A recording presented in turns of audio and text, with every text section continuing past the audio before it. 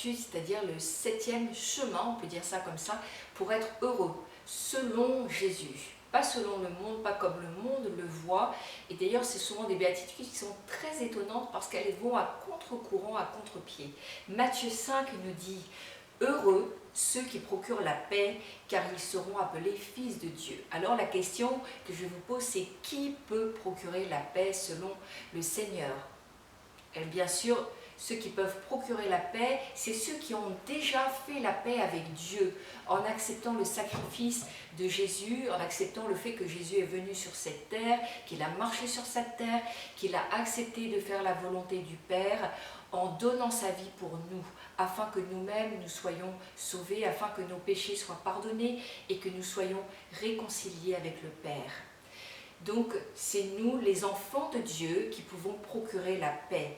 Et étant nous-mêmes fils et filles de Dieu, étant reconnus fils et filles de Dieu, nous allons nous-mêmes, et Dieu s'attend, et Dieu, je dirais, nous exhorte, nous encourage à procurer nous-mêmes la paix, à être des ambassadeurs de paix partout où nous irons.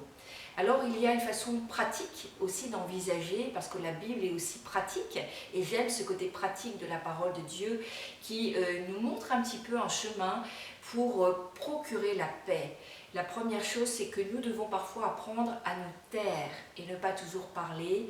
Il y a un temps, bien sûr, où nous devrons peut-être nous défendre, mais il y a un temps où nous devrons nous taire. Voilà ce qu'il est écrit.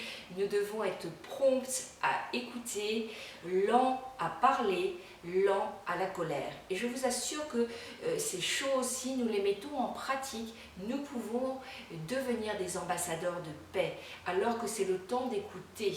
Prenons notre temps pour écouter ce que les gens disent et nous ne devons pas simplement entendre et réfléchir déjà dans notre tête à ce que nous allons dire nous-mêmes. Non, la Bible nous encourage, soyez promptes à écouter, lents à parler.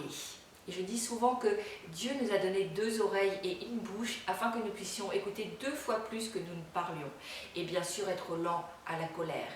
La colère, j'en ai déjà parlé, mais la colère, bien sûr, est une émotion que nous devons et que nous pouvons exprimer face à une injustice, mais il y a une façon de se mettre en colère afin de ne pas pécher, nous dit la parole de Dieu.